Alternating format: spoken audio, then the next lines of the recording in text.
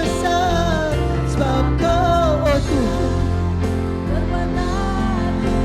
Haleluya, haleluya. Sebab Kau besar, perbuatanmu ajaib, tiada seperti Engkau, tiada seperti Engkau.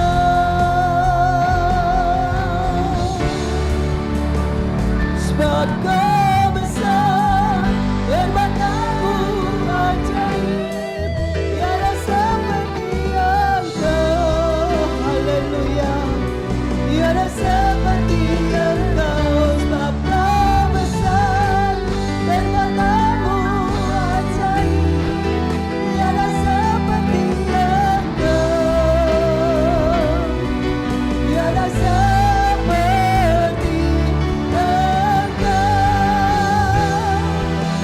tiada seperti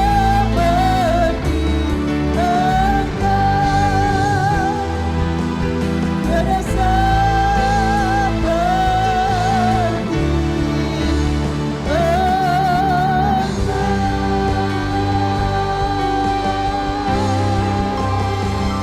Terpujilah nama-Mu Tuhan, Raja di atas segala raja, yang kami sembah, yang kami agungkan saat ini. Kami undang Kau hadir di tengah-tengah kami Tuhan, mengurapi setiap kami, sehingga kami pulang dari tempat ini, kami membawa damai, sejahtera, sukacita dari Tuhan. Kami mendapatkan kemenangan dari Tuhan. Mari Tuhan, kami serahkan ibadah ini dari awal sampai akhirnya. Biarlah Roh-Mu saja yang berkarya, Roh-Mu saja yang bekerja. Kami siap memuji-Mu Tuhan. Di dalam nama Tuhan Yesus Kristus, Tuhan dan Juru Selamat kami. Ku beri kemuliaan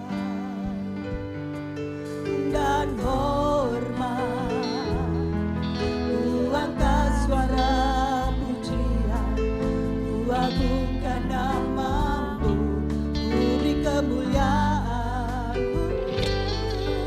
dan hormat, ku angkat suara pujian, ku agungkan nama-Mu. Sebab Kau besar, perbuatanmu ajaib, tiada seperti Engkau,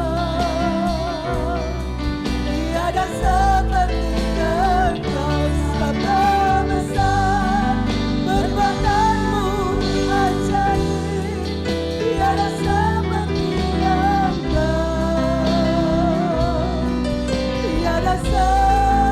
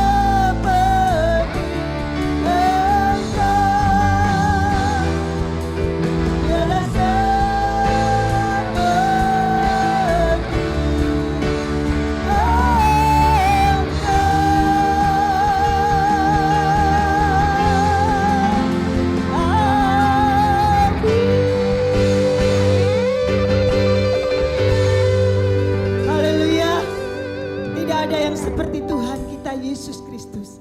Dia besar, dia dahsyat, dia ajaib. Amin. Saya ajak saudara bangkit berdiri. Kita pujikan.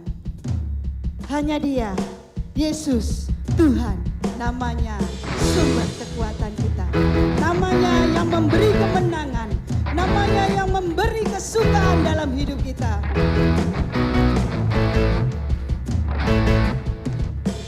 Terpujilah nama-Mu Tuhan, kuat dan penuh kemuliaan. Satu suara kami nyatakan, kebesaran-Mu tetap selamanya. Terpujilah nama-Mu Tuhan, ajaib, ajaib dan penuh keagungan. Satu hati kami nyatakan, kerajaan-Mu kekal selamanya.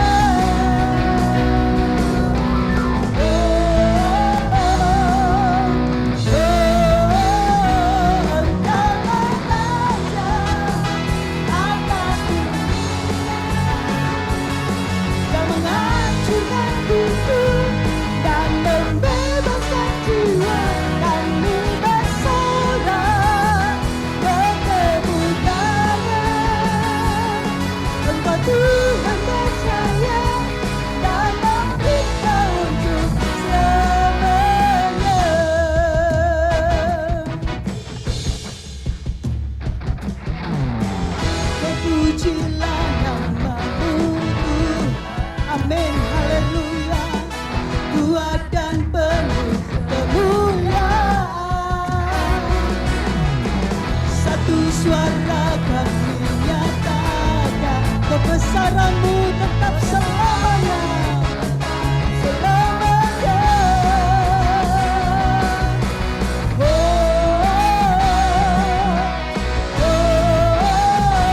Engkau-lah Raja yang menghancurkan kutub dan membebaskan jiwa kami bersorak bertepuk tangan.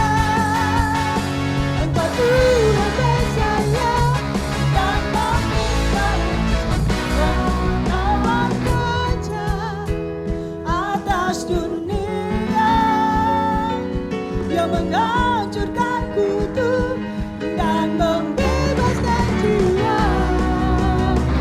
Engkaulah Raja atas dunia yang menghancurkan kutub. Kami bersorak bertepuk tangan. Engkau Tuhan percaya dan memberitahu untuk selamanya.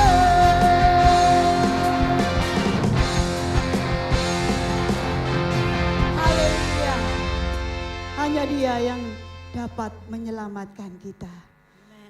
Kita siapkan hati kita untuk kebenaran firman Tuhan. Hanya Tuhan yang sempurna. Tidak ada yang lain. Dan hanya Dia sumber jawaban dalam hidup kita.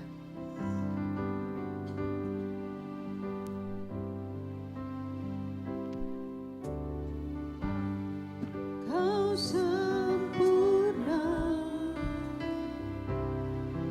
dalam rencana-Mu dan karya-Mu. Ku serahkan hidupku, murnikan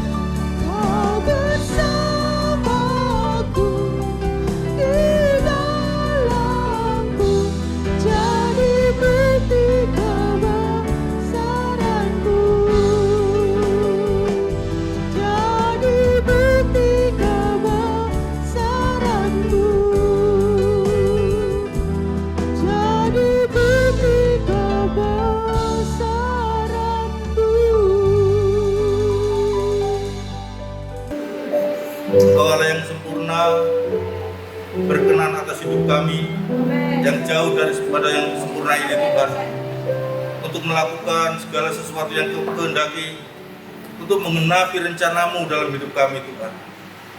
Terima kasih ya Bapa, biarlah Tuhan ajar kami untuk dapat menangkap setiap rencana-Mu dalam hidup kami, sehingga kehidupan kami benar-benar efektif, kehidupan kami benar-benar berfokus untuk mempermuliakan nama Tuhan. Terima kasih ya Bapa. Setelah kami akan mendengarkan kebenaran firman-Mu, kami mau menyiapkan hati yang terbaik, pikiran yang terbaik untuk Kau beri dengan benih firman-Mu, sehingga firman-Mu itu boleh bertumbuh subur untuk kemuliaan bagi nama Tuhan. Dengan kekuatan Allah Roh Kudus, kiranya Tuhan memampukan kami untuk menjadi pelaku-pelaku dan bukan hanya pendengar saja. Hamba-Mu yang terbatas ini Tuhan, kiranya Engkau mengurapi dan memperlengkapi, sehingga apa yang disampaikan oleh hamba-Mu bukan merupakan isi hatinya, bukan merupakan apa yang dipikirannya, tapi merupakan isi hati-Mu saja. Terima kasih ya Bapak, dalam nama Tuhan Yesus Kristus kami cabut kebenaran firman Tuhan. Amin. Bapak Ibu Saudara, kita akan belajar bersama-sama dari Kolose pasal 4 ayat 5 dan 6. Kalau sudah ketemu, kita akan baca bersama-sama. 2, 3. Hiduplah dengan penuh hikmat terhadap orang-orang luar. Pergunakanlah waktu yang ada. Hendaklah kata-katamu senantiasa penuh kasih, jangan hambar, sehingga kamu tahu bagaimana kamu harus memberi jawab kepada setiap orang. Nah, Bapak Ibu Saudara yang dikasihi Tuhan, pada perikop ini Rasul Paulus membahas mengenai hubungan dalam sebuah keluarga. Kalau kita perhatikan dari pasal 3 mulai ayat 18 sampai pasal 4 ayat 1. Di sana kita menemukan aturan-aturan yang mengatur mengenai hubungan-hubungan, baik hubungan suami istri, hubungan anak dan orang tua, hubungan hamba dan tuan. Nah, tetapi mulai pasal 4 ayat 2, di sana sudah alurnya berubah, dan ini menjadi penekanan bagi semuanya, yaitu bertekunlah dalam doa dan dalam pada itu berjaga-jagalah sambil mengucap syukur. Ini berbicara mengenai hubungan antara kita manusia dengan Tuhan, berbicara antara hubungan spiritual, dan kemudian dilanjutkan pada ayat yang kelima dan 6, dan ini berbicara mengenai hubungan relasional atau hubungan sosial antar sesama begitu. Bapak Ibu Saudara, R.C. Sproul mengatakan begini, hubungan kita dengan Tuhan itu tidak beres kalau hubungan kita dengan sesama tidak beres. Sekali lagi, hubungan kita dengan Tuhan itu tidak beres kalau hubungan kita dengan sesama saja tidak beres. Jadi di sini kita bisa menangkap bahwa sebenarnya hubungan kita dengan sesama kita itu merupakan cerminan dari hubungan kita dengan Allah. Kita nggak mungkin ngomong, hubunganku dengan Tuhan baik, tapi dengan sesamanya jahat gitu. Tidak mungkin. Bahkan Tuhan Yesus sendiri juga mengatakan bahwa kasih kepada sesama itu harusnya sama dan setara dengan mengasihi Allah. Dan hukum yang sama dengan itu, dengan yang sebelumnya Tuhan Yesus ngomong, kasihlah Tuhan Allahmu dengan segenap hatimu, dengan segenap jiwamu, dan dengan segenap kekuatanmu. Dan hukum kedua yang sama dengan itu adalah kasihilah sesama manusia seperti dirimu sendiri. Berarti memang benar bahwa hubungan kita dengan sesama kita itu membuktikan bagaimana hubungan kita dengan Tuhan. Nah, Bapak Ibu Saudara, lalu hubungannya seperti apa yang harus kita miliki sebagai orang-orang percaya? Di ayat yang kelima dikatakan, hiduplah dengan penuh hikmat terhadap orang-orang luar. Hiduplah dengan hikmat, dengan penuh hikmat terhadap orang-orang luar. Hal yang pertama, bagaimana sikap kita adalah hidup dengan berhikmat.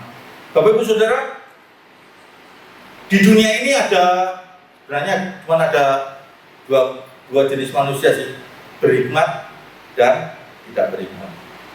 Mau ngomong bebal kok, gak enak. Berhikmat dan tidak berhikmat gitu ya. Nah, siapakah orang yang berhikmat itu? Oh, orang yang pinter Pak, orang yang sekolahnya tinggi, Pak Doktor, Pak Profesor, Kaburator, Sponsor. Apakah seperti itu? Belum tentu. Sekolah tinggi belum tentu menjamin orang itu berhikmat. Orang yang berpendidikan rendah belum tentu tidak berhikmat. Bahkan kadang-kadang kita menemukan bahwa orang yang pendidikannya lebih rendah dipakai Tuhan luar biasa daripada orang yang memiliki gelar. Nah, jadi kesimpulannya, siapakah orang yang berhikmat itu? Yang pertama, kita menjelaskan bahwa orang berhikmat adalah orang yang hidup takut akan Allah, orang yang hidup dalam takut akan Tuhan dan mengenal Dia dengan sungguh-sungguh.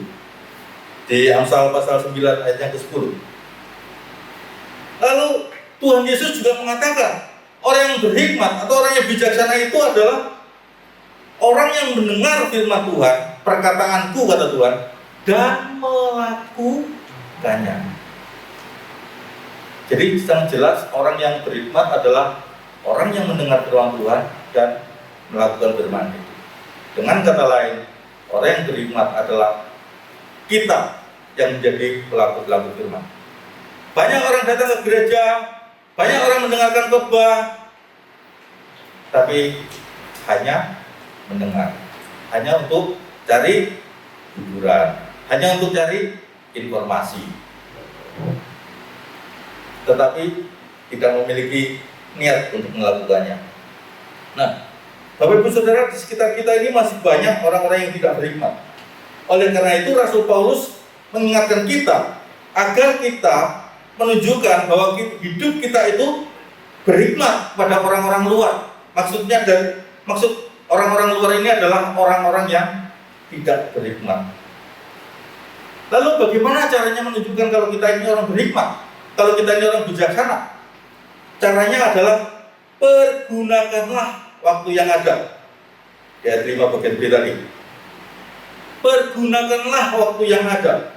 Bapak Ibu Saudara, kalau kita perhatikan Kolose 4 ini hampir sama dengan Efesus pasal 5 ayat 15 dan ke-16. Ada kaitan di sana antara hidup orang yang bijaksana dengan mempergunakan waktu. Nah, mempergunakan waktu ini apa sih?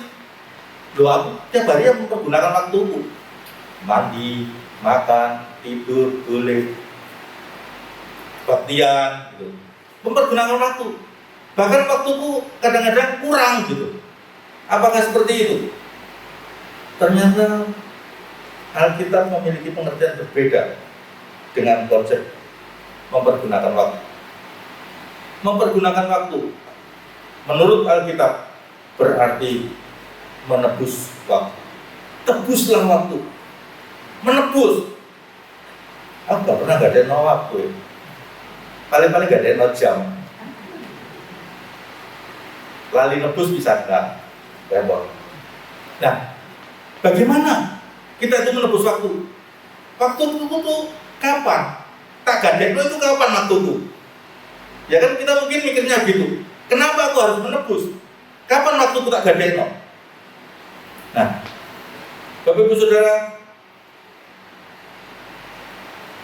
menebus waktu itu berarti membeli kembali apa yang sudah kita gadaikan. Nah, kalau waktu yang tergadai itu berarti adalah waktu-waktu kita yang terbuang dengan sia-sia. Waktu-waktu kita yang kita gunakan untuk hal-hal lain yang kita pikirkan. Untuk apa waktu-waktu yang kita lalui? Untuk apa waktu-waktu yang sudah kita habiskan. Tidak ada yang salah dengan bekerja, tidak ada yang salah dengan belajar, tidak ada salah dengan melakukan aktivitas, tidak ada yang salah karena kita makhluk hidup.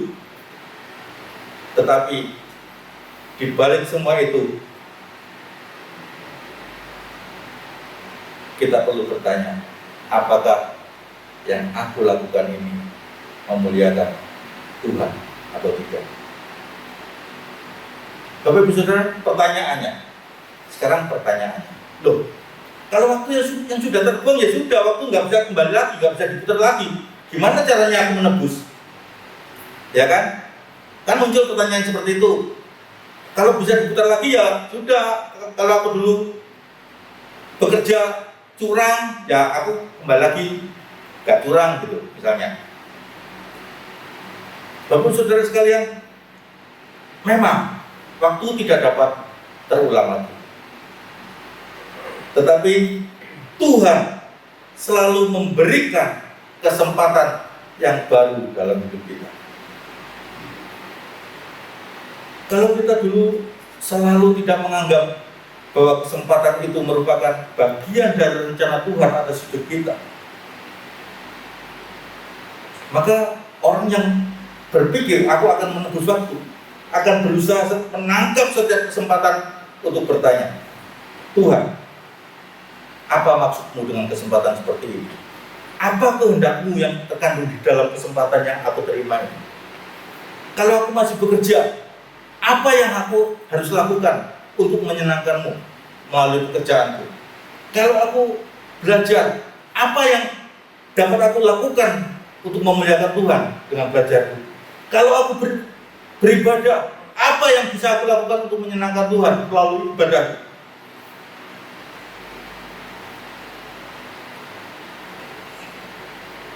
Jadi Bapak Ibu Saudara, bagaimana cara kita menebus waktu adalah tangkap setiap kehendak Tuhan di dalam setiap kesempatan yang kita miliki dalam hidup kita.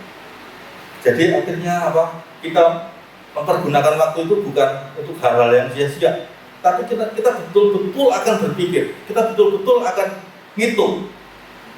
Kalau aku melakukan ini, Tuhan senang nggak ya? Kalau aku berbuat seperti itu, nama Tuhan dipermuliakan nggak ya? Kalau aku melakukan ini, kira-kira aku jadi batu sandungan nggak ya? Kalau aku berbuat begitu, orang lain tersandung nggak dengan kehidupan? Akan berpikir seperti itu, sehingga hidupnya akan berhati-hati.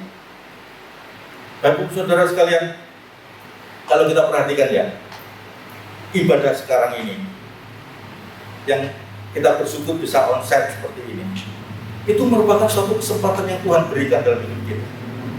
Di tengah-tengah gereja-gereja lain masih banyak yang belum berani. Kita punya iman, kita punya tindakan iman bahwa kita berani buka. Masalahnya adalah, apakah kita sudah memanfaatkan kesempatan ini dengan baik? Oh iya Pak, akan sudah datang. Bukan itu pertanyaannya. Pertanyaannya, kalau kita dulu sebelum pandemi suka datang telat, apakah sekarang masih? Telat itu enak, paling dulu. Itu pertanyaan sederhana yang perlu kita pikirkan. Hal-hal yang sederhana seperti itu yang harusnya membuat kita terpacu. Apakah aku mengasihi Tuhan dengan ibadahku?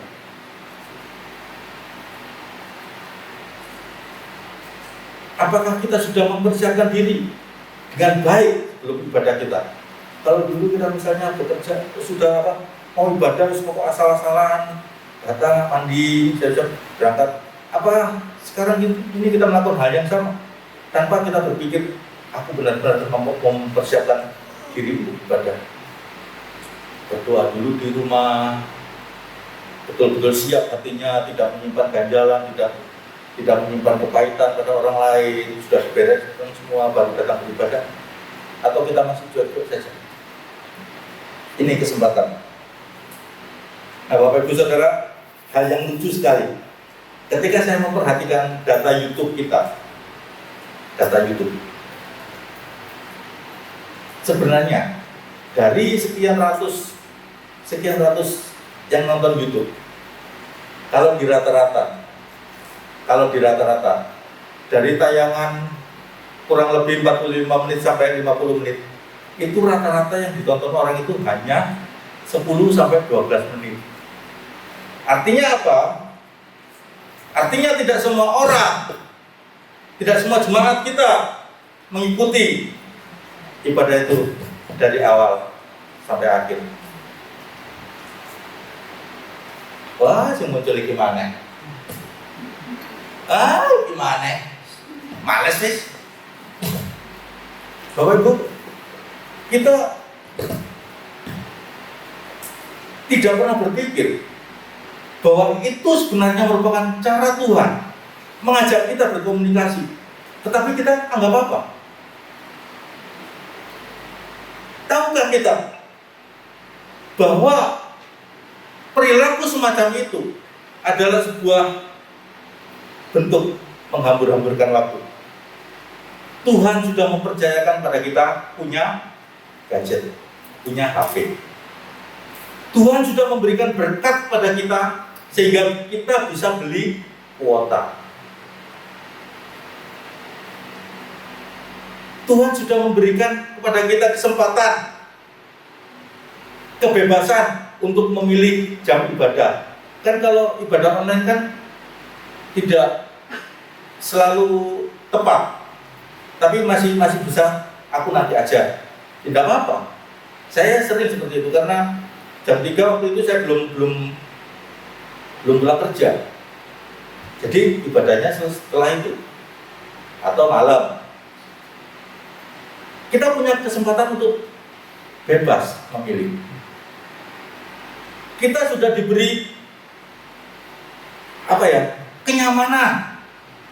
Kita tidak usah datang, tapi hanya hamba-hamba Tuhan yang datangnya pelayanan saja datang. Itu sorot. Jujur, ngomong itu sorot. Di tengah-tengah pandemi seperti itu, rekaman, nanti ulang lagi, nanti latihan lagi. Jauh lebih sorot daripada ibadah begini. Bapak Ibu kan tidak berpikir sampai ke sana.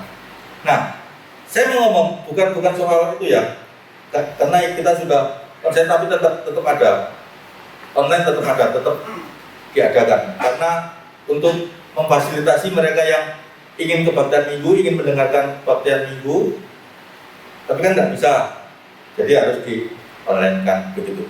Begitu juga sebaliknya. Nah, Bapak Ibu, kita kehilangan kesempatan untuk memuliakan Tuhan melalui ibadah kita.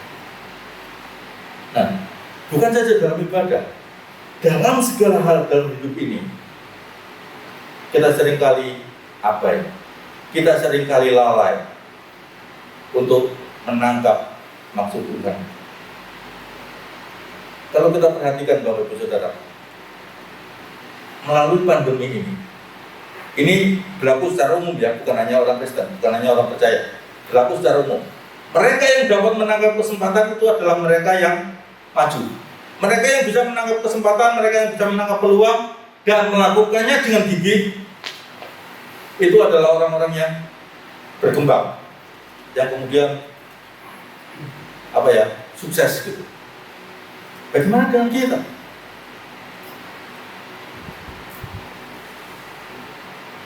Kita punya peluang sebenarnya, tapi kita lupa. Nah, Bapak Ibu, kalau saya merenungkan kehidupan saya, kehidupan ini dinamis, terus maju. Saya berpikir, saya kan tidak terus berada dalam posisi seperti ini, bisa bekerja, bisa melayani. Ada saatnya saya tua, kalau nggak tua repot, kerja terus, kesel. Ada masa tua, ada masa pensiun. Nah, saya berpikir, saya sudah tua, tidak ada orang yang mau mempekerjakan saya. Pelayanan juga terus berkembang sesuai mengikuti zaman. Dan ada kalanya saya tidak bisa mengikuti perkembangan pelayanan yang diusung oleh generasi-generasi berikutnya. Walaupun saya berusaha akan mengikuti, tapi kan geraknya tidak cepat lagi.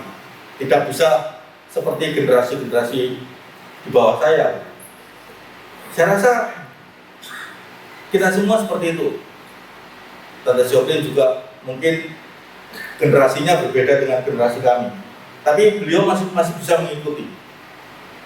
Nah, saya berpikir, apakah saya bisa? Nah, ketika saya memikirkan hal-hal itu, lalu saya berpikir, kalau aku tidak bisa, apakah aku akan menjadi orang yang menantikan belas kasihan orang lain? Saya berpikir seperti itu, saya gumulkan seperti itu, dan saya temukan bahwa Tuhan tidak pernah suka anak-anaknya menjadi benalu, sekalipun tidak punya, sekalipun tidak mampu, tapi Tuhan tetap tidak suka kalau anak-anaknya menjadi benalu dan tidak menjadi berkat, tetapi mempermalukan Tuhan. Saya tangkap kesempatan itu, dan akhirnya saya berpikir, jadi kalau saya punya mimpi, kalau saya pensiun, sudah tidak kerja, saya akan buka ini, buka itu, akan berkebun dan segala macamnya. Makanya Bapak Ibu Saudara sekalian, sekarang saya mulai belajar berkebun. Supaya apa? Supaya kalau pensiun tidak kaget, tapi sudah mulai terbiasa. Beruntung saya ini orangnya suka belajar gitu. Belajar apa saja saya kerjakan, kecuali yang bondone mahal-mahal gitu yang enggak ya. Dan sulit cari gitu yang enggak apa-apa. Tapi kalau yang murah-murah, bahannya murah, mudah dicari gitu, saya akan pelajari. Kayak buat kue gitu. Oh, kue buatan saya enak. Gak percaya.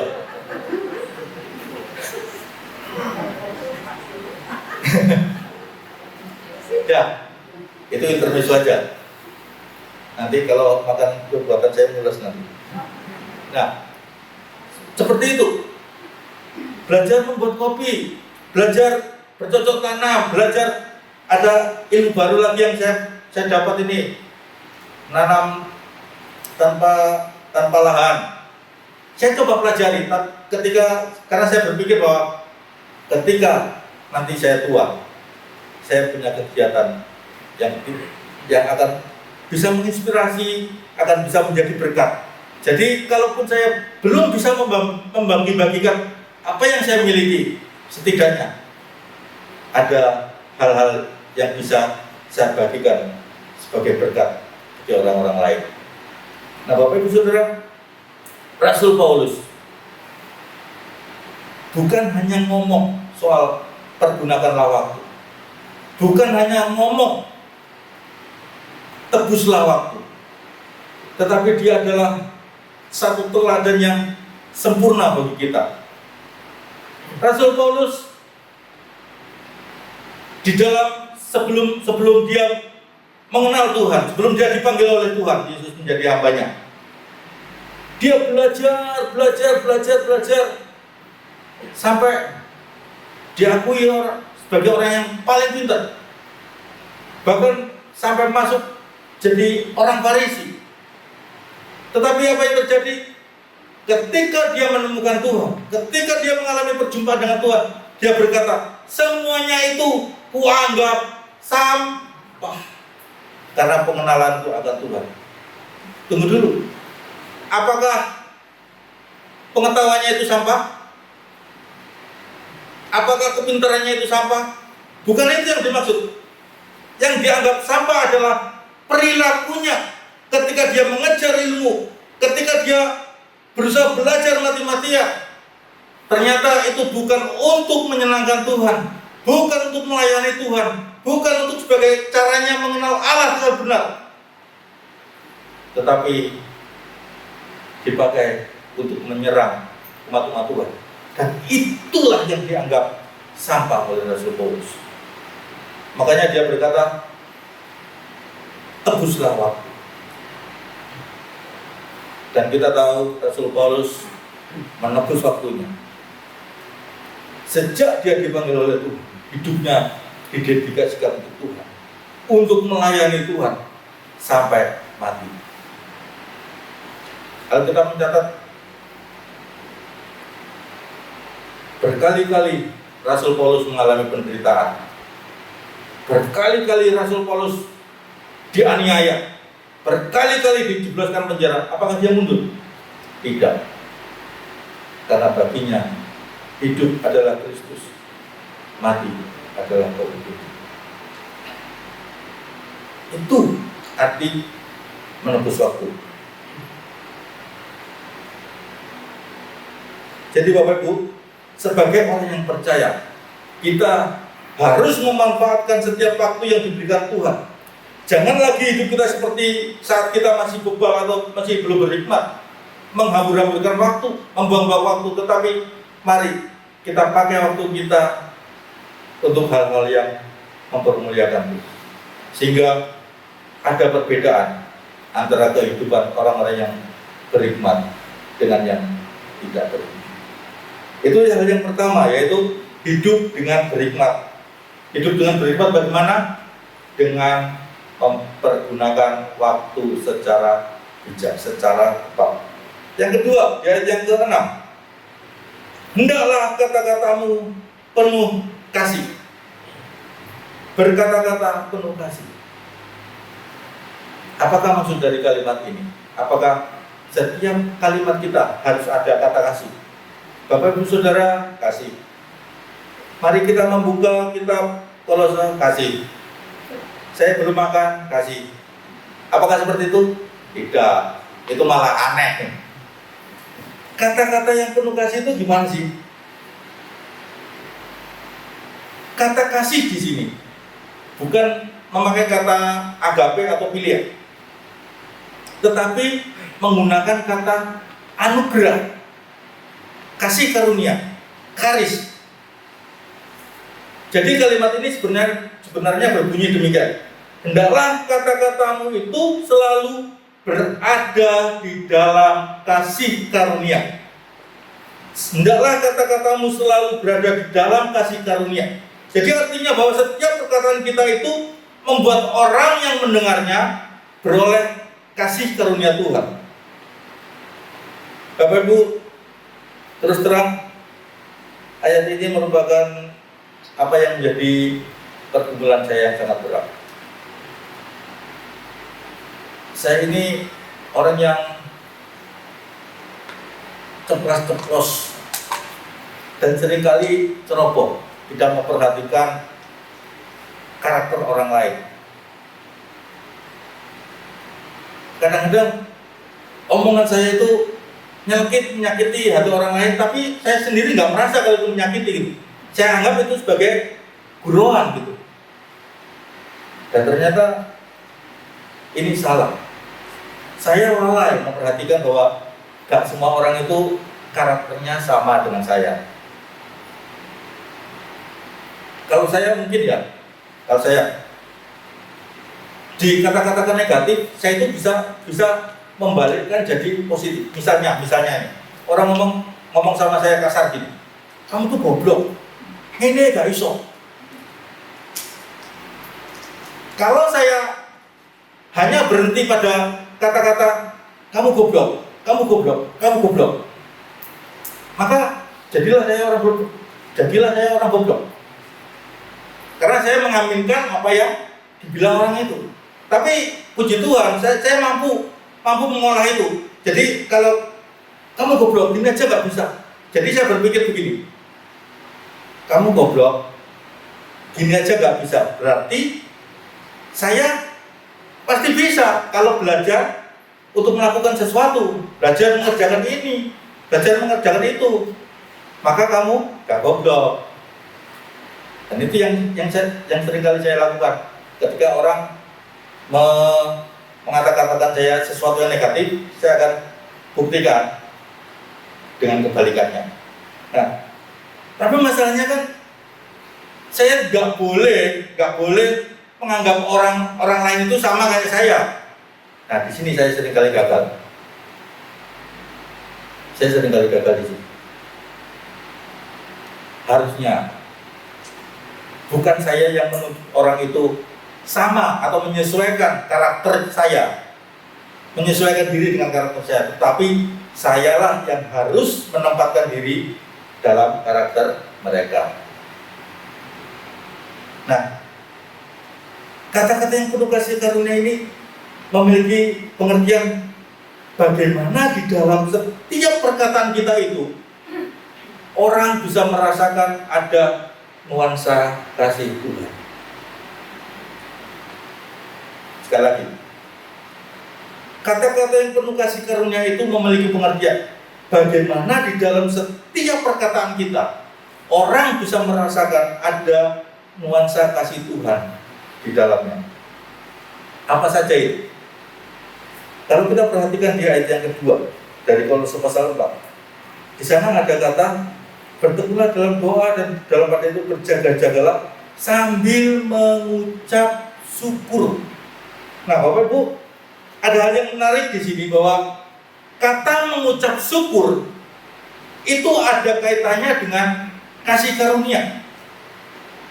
Mengucap syukur itu dalam bahasa aslinya Eukaristi. Dan kasih karunia itu karis.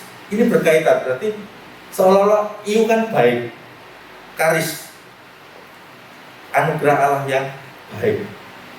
Nah, mengucap syukur selalu berkaitan dengan ucapan terima kasih kita kepada Tuhan. Nah, hari ini berarti bahwa orang yang bisa mengucap syukur adalah orang yang telah mendapatkan dan orang yang telah memahami kasih karunia Tuhan dalam kehidupnya. Kalau kita memahami makna kasih karunia, apa sih kasih karunia itu? Anugerah. Apa sih anugerah itu? Kasih karunia. Ya, bukan itu. Kasih karunia Allah itu adalah sesuatu yang tidak layak kita dapatkan, tetapi diberikan. Apa itu? Bahwa kita telah ditebus dari belenggu dosa melalui korban Tuhan Yesus di atas kayu salib. Sesuatu yang sangat mulia, sesuatu yang sangat agung dicurahkan oleh Allah untuk menebus kita, orang-orang yang bobrok. Menebus kita orang-orang yang bisa dikatakan sudah rusak secara total, nggak ada sisi baik dari manusia. Tetapi Tuhan Yesus mau memilih kita untuk diangkat di dalam kemuliaannya. Nah, Bapak Ibu, seharusnya kalau kita memahami hal seperti ini, maka kita tahu bahwa sebenarnya kita adalah orang-orang yang berharga. Kalau sesuatu yang berharga, misalnya gini, kita punya sesuatu yang sangat berharga, pasti kan kita rawat. Kalau sudah berdebu kita lap, kalau debunya sudah ngetel gitu, pasti digosok lebih keras lagi. Supaya apa? Supaya sesuatu itu kelihatan bagus, kelihatan sempurna, kelihatan seperti yang kita inginkan seperti apa. Tuhan pun begitu. Kita ini miliknya yang berharga, dan Tuhan tahu ketika kita miliknya yang berharga, maka segala sesuatu yang dikerjakan Tuhan dalam hidup kita adalah untuk membuktikan bahwa kita adalah berharga. Oleh karenanya segala sesuatu yang dilakukan Tuhan dalam hidup kita adalah baik. Kalau kita memahami hal ini, maka tidak ada alasan bagi kita untuk tidak mengucap syukur. Karena kita tahu bahwa kita ini buatan Tuhan, dibuat segambar dan serupa dengan Allah, yang kemudian rusak tetapi ditebus kembali di dalam kemuliaan Allah. Masa kita mau protes sama Tuhan ketika kita diperlakukan tidak adil? Kita menghadapi tekanan, kita menghadapi pergumulan, masa kita mau protes sama Tuhan?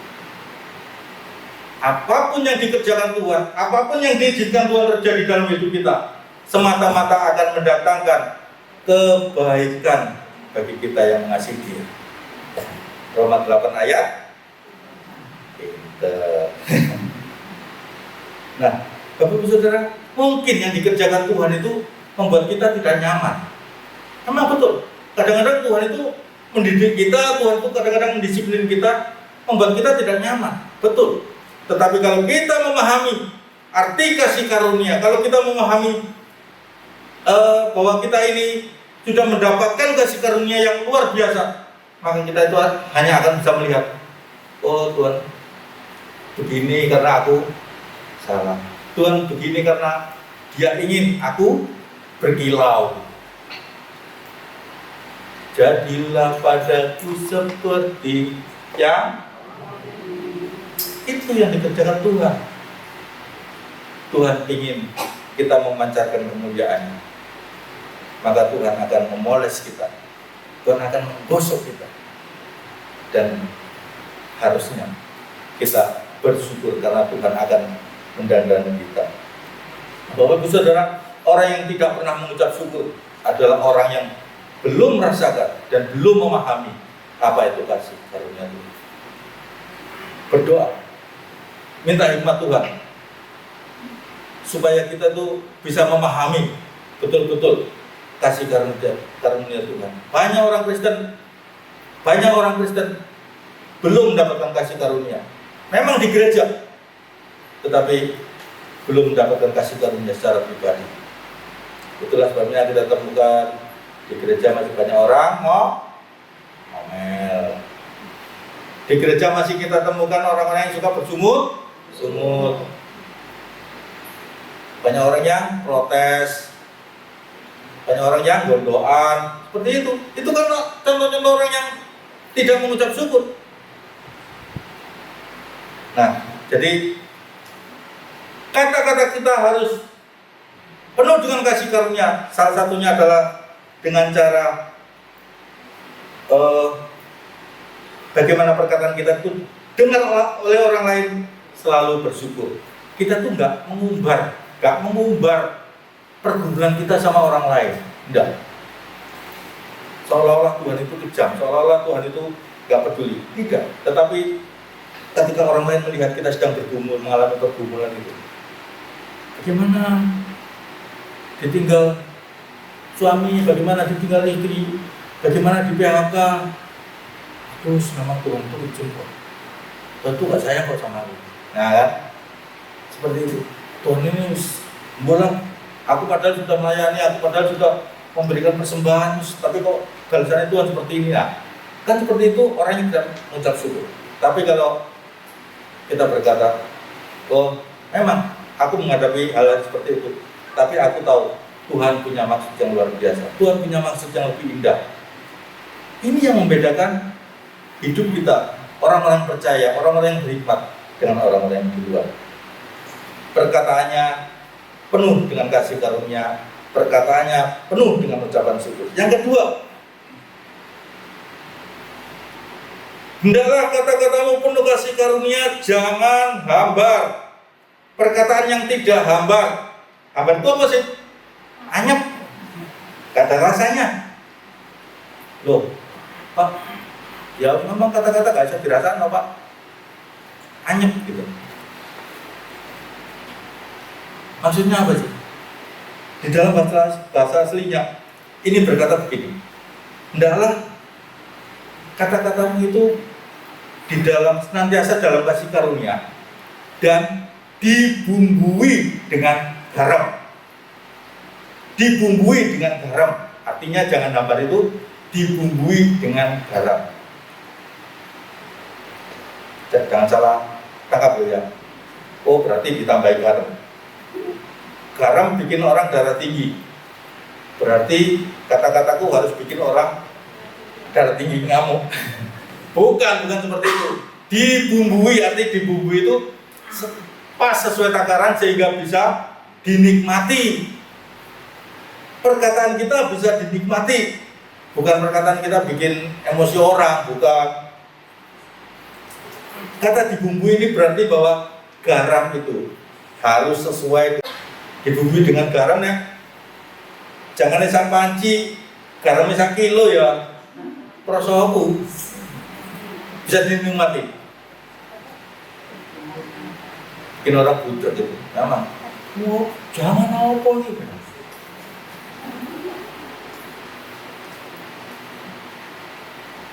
Nah, Bapak Ibu Saudara, kata-kata yang bisa dinikmati itu apa sih? Apakah selalu harus menyenangkan telinga kita? Apakah harus selalu setuju dengan apa yang dikatakan orang? Ternyata tidak.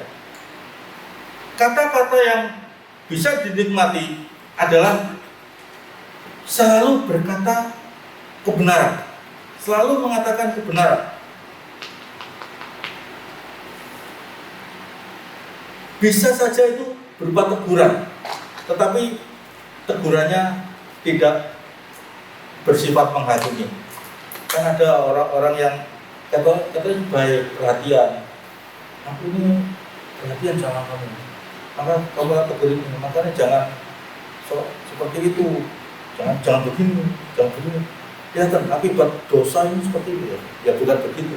Itu namanya menghakimi. Ada banyak cara, ada banyak hikmat yang Tuhan akan berikan pada kita untuk menegur orang lain dengan tidak menghakimi.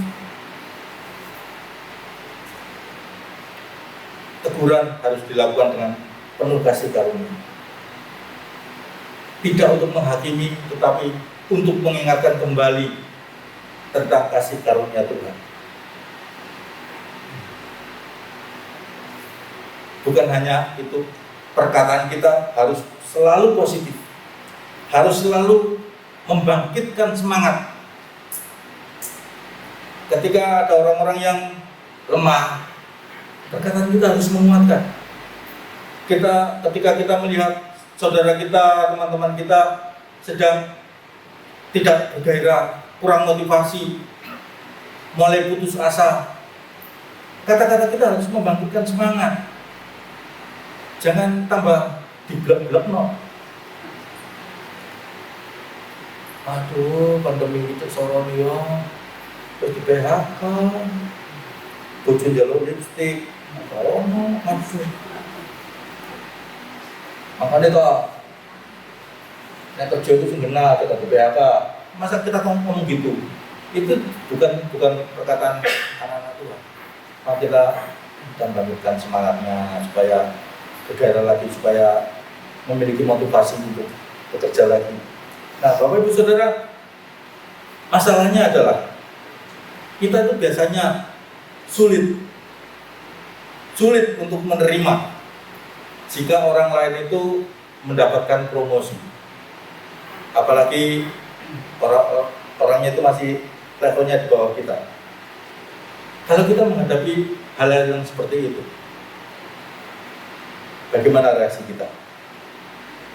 Apa kira-kira yang akan keluar dari mulut kita ketika kita melihat orang yang di bawah kita atau diangkat lebih kita, dan kita yang sudah merasa berjasa, kita sudah merasa melakukan banyak hal, kok kelihatannya nggak direken. Kadang-kadang Tuhan izinkan hal-hal itu terjadi dalam hidup kita. Saya bolak-balik mengalami hal itu. Saya nggak mau cerita sama siapa-siapa. Bolak-balik saya mengalami seperti itu. Nah, ketika kita berhadapan seperti itu, apa yang keluar dari mulut kita? Ngerasani, atau kita ikut bersyukur kalau ada teman kita diangkat, atau kita ikut bersyukur ketika teman kita itu dipromosikan oleh Tuhan. Kita bersyukur atau protes? Tuhan, dia baru loh. Aku tuh harus nekek di sini. Nah, kok gak diangkat? Lah kan dia masih baru. Oh, dia tuh cari muka Tuhan. Untuk kono Tuhan. Nah, kan seperti itu. Itu kalau nggak ketahuan orang, belum ketemu teman nyangklok. Kalau ketemu teman nyangklok, apa yang akan terjadi? Jos tambah. Kita sebagai orang-orang percaya tidak seperti itu. Amin. Perkataan kita itu harus bisa dinikmati. Kalau melihat teman seperti itu, kalau kita melihat seolah-olah mungkin tidak adil, tetapi percayalah, bahwa Tuhan itu selalu adil dalam hidup kita. Mungkin kita tidak diangkat di situ karena memang bukan bagian kita, tapi mungkin di tempat lain. Apakah orang lain iri? Ya ada yang ya, dan itu bersyukur. Nah, saya harap kita semua ada di sini tidak seperti itu. Kita semua belajar berkata-kata, perkataan kita itu selalu bisa dinikmati oleh orang lain, yang membangkitkan semangat, yang meneguhkan, yang menguatkan, sehingga kita melihat orang-orang di sekitar kita itu akan menantikan kita seperti orang menantikan orang waktu. Waktu seger enak. Kapan lagi ya? Kapan lagi ya? Seperti itu. Jangan sampai ada terdengar di telinga kita atau orang lain. Orang itu loh. Nah, guys, omongannya lagi terus nyingkir, biar. Jangan sampai kita menghadapi perlakuan seperti itu. Tapi orang lain melihat kita, dia kok enggak muncul. Aku rindu nasihatnya, aku rindu ujangannya, aku rindu tegurannya. Kita jadi orang yang menantikan oleh orang lain. Nah, Bapak Ibu Saudara, di tengah-tengah dunia yang tidak berhikmat ini, kita dipanggil Tuhan untuk menjadi berkat melalui kehidupan kita. Kehidupan yang efisien dan efektif, dan memanfaatkan waktu dan kesempatan seperti yang Tuhan inginkan. Tuhan mau kita jadi apa? Itulah yang harus kita lakukan. Selain itu, perkataan kita harus kita perhatikan betul-betul. Karena kehidupan berhikmat itu kadang-kadang tidak dilihat orang. Yang dilihat orang itu perkataan kita ini. Saya ini terus terang aja bergumul benar-benar bergumul untuk mengendalikan ini loh, pintu 5 cm ini. Masih sering siapa yang dia sering tak budi. Nah, tapi kadang-kadang siapa tahu dia pas gak seneng hati, saya bully gitu, hatinya terluka. Tapi gak berani ngomong sama saya, kalah senior. Ya, tapi pokoknya yang terpenting adalah perkataan kita ini loh yang paling gampang dinilai orang. Apakah perkataan kita ini penuh sungguh-sungguh atau penuh dengan ucapan syukur? Perkataan kita itu menyakiti atau membawa kesembuhan bagi orang lain, itu yang bisa dilihat orang. Itu yang paling gampang dilihat orang. Dan kalau kita bisa menjaga perkataan kita, kalau kita bisa menjaga kehidupan kita dengan memanfaatkan waktu, percayalah, hidup kita tuh dinanti oleh orang lain, di mana orang-orang akan mendapatkan berkat dari kehidupan kita. Kalau kehidupan kita menjadi berkat, nama Tuhan yang dipermuliakan. Itulah sebabnya Rasul Paulus menutup suratnya ini dengan, sehingga kamu tahu bagaimana kamu harus memberi jawab kepada semua orang. Kalau kita ditanya sekarang, untuk apa sih kita jadi orang Kristen? Untuk apa kita jadi orang Kristen? Bingung. Banyak yang bingung. Iya, kenapa ya? Kok kecil ya jadi orang Kristen, Pak? Karena nah, mari kita pikirkan. Sekarang ini kesempatan kita berpikir. Untuk apa kita jadi orang Kristen? Untuk apa kita percaya Tuhan Yesus? Kalau kita sudah menemukan jawabannya, maka saya yakin kita tidak akan menyia-nyiakan hidup kita. Kita tidak akan menyia-nyiakan waktu-waktu yang ada. Kita tidak akan mempergunakan mulut kita untuk hal-hal yang sia-sia. Tetapi bagaimana untuk memuliakan nama Tuhan? Amin. Mari kita berdoa. Hamba-Mu selesai menyampaikan apa yang menjadi isi hati-Mu, Tuhan. Di dalam segala kekurangan hamba-Mu ini, kiranya Roh Kudus sendiri yang memeteraikan, Roh Kudus sendiri yang terus mengingatkan kami apa-apa yang harus kami kerjakan. Ampuni Tuhan, kehidupan kami yang mungkin selama ini kami kurang menghargai waktu-waktu yang Tuhan berikan, kurang menghargai setiap kesempatan yang Tuhan berikan dalam kehidupan kami. Karena Tuhan mulai sore hari ini kami mau belajar untuk melihat bahwa segala sesuatu yang Tuhan izinkan kami hadapi itu ada maksud dan rencana Tuhan yang harus kami lakukan di dalamnya. Pakai kehidupan kami, terutama pakai setiap perkataan kami untuk tidak menjadi pembuat luka di hati orang lain, tetapi menjadi penyembuh, menjadi penyemangat, menjadi pembangkit motivasi bagi orang-orang yang sedang berputus asa. Biarlah Tuhan pakai kehidupan kami, siapapun kami, pakai kami dengan mulut kami untuk memberitakan kasih karunia Tuhan yang sudah Tuhan berikan dalam kehidupan kami. Sehingga melalui kehidupan kami, melalui perkataan kami, banyak orang boleh melihat kebenaran Tuhan. Banyak orang boleh semakin mengenal Tuhan, sehingga nama Tuhan dipermuliakan. Terima kasih ya Bapak, saya bersyukur di dalam nama Tuhan Yesus Kristus. Amin.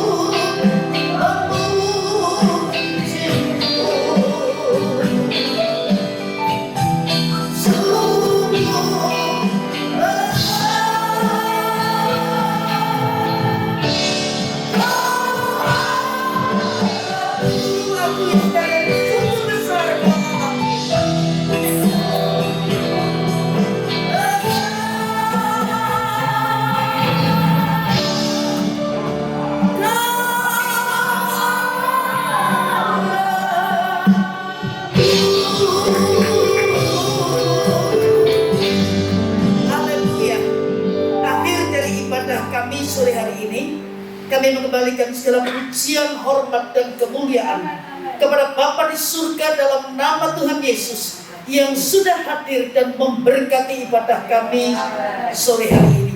Terima kasih Tuhan, kami sungguh bersyukur buat kehadiran Tuhan di tengah-tengah kami, dan kami kenali Tuhan tidak pernah hadir sia-sia. Itu sebabnya dengan iman setiap kami akan pulang meninggalkan tempat ini. Yang sakit rohani jasmani disembuhkan oleh Tuhan, yang lemah dikuatkan, yang terikat dibebaskan oleh kuasa Tuhan, yang datang dengan hati gelisah pulang dengan sejahtera yang penuh. Kami saat ini berdoa untuk Bapak Pendeta Yusak Agustinus. Tuhan tolong, dari tempat ini kami berdoa, kami percaya tangan Tuhan sanggup menjamah dan memberi kesembuhan yang sempurna, sampai lain kesempatan dia juga bisa kembali melayani kami yang ada di sini. Terima kasih Tuhan juga untuk yang sudah daftar tidak hadir karena sakit, karena bepergian. Tuhan juga tolong mereka sesuai kebutuhan kami masing-masing. Tuhan juga memberkati bangsa dan negara kami. Tuhan tolong biar pandemi ini, kalau Tuhan berkenan, cepat berakhir, tidak terus muncul varian-varian yang baru, sehingga kami dengan hati yang bebas bisa beribadah kepada Tuhan. Terima kasih Tuhan. Sebentar kami akan pulang meninggalkan tempat ini. Perlindungan Tuhan sepanjang perjalanan kami mohon. Jauh, dekat, berjalan kaki, berkendaraan, kami mohon perlindungan Tuhan. Tuhan lindungi kami dengan kuasa darah-Mu. Tidak ada gangguan orang-orang berniat jahat, virus apapun yang bisa menjamak kami. Itu sebabnya dengan iman kami mengangkat tangan kami sebelum kami melangkah meninggalkan tempat ini untuk menerima berkat daripada Tuhan. Tuhan memberkati engkau dan Tuhan melindungi engkau. Tuhan menyinari engkau dengan wajah-Nya dan memberi engkau kasih karunia.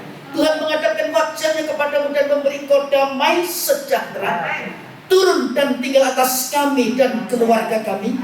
Berkat yang terbaik, berkat yang istimewa yang datang dari Bapa, kasih karunia dari Tuhan Yesus Kristus, dan dalam persekutuan Roh-Nya yang kudus menyertai kita, membuat kita menjadi berkat sore hari ini sampai Maranatha Tuhan Yesus datang kembali.